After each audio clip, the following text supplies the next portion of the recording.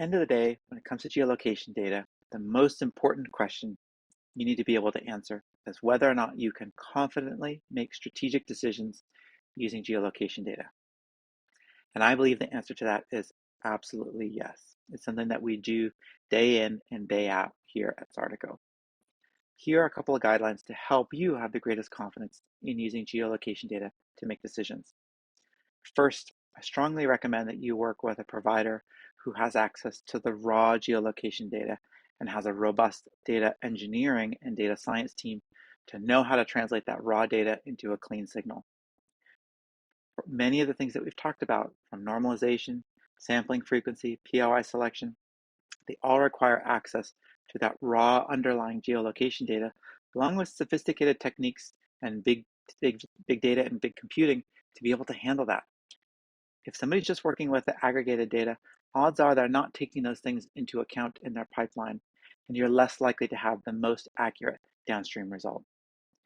Secondly, perform the bulk of your analysis on groupings of POIs rather than an individual POI, or lengthen the time period that you're looking at rather than just looking at a single day.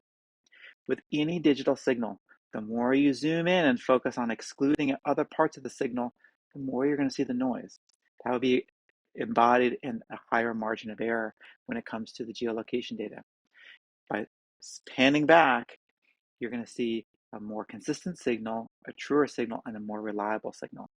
You could think of it as an analogy to your digital photography or to digital audio. When you zoom way into the pixels and the shadows, or you turn that audio way up during a quiet period of time, you're going to hear that background noise or see the noise in the shadows a little bit more than you would if you're looking at the picture of a whole. Closest analogy is taking a step back, looking at the destination, looking at groupings of POIs.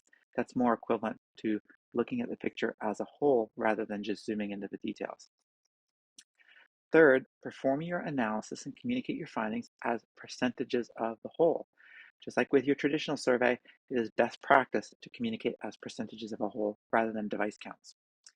Next, triangulate against other data sets. This is part of the reason that we've rebuilt our Zartico ZDOS around bringing together multiple data streams into a single module. So when you see a trend, you can observe it across multiple data sets. If you see the same trend reflected in multiple data sets, you can be really confident that that is actual signal that's coming from visitor behavior. Lastly, geolocation data isn't the right answer to every question.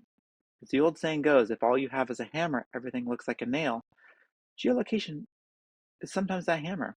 Sometimes it's absolutely the right tool to use to understand visitor behavior, but in other cases, another data set may be better. For example, credit card is a better way of understanding visitor spending and spend behavior than looking at geolocation data alone.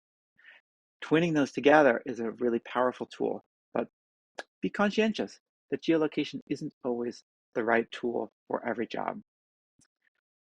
I hope that these videos and this summary video helps you to have greater confidence in geolocation data. As a former researcher, it is an extraordinary tool, and I love exploring it for the insights that it can bring because it really gives unparalleled access to visitor movement and trends and how a visitor utilizes and flows through your destination.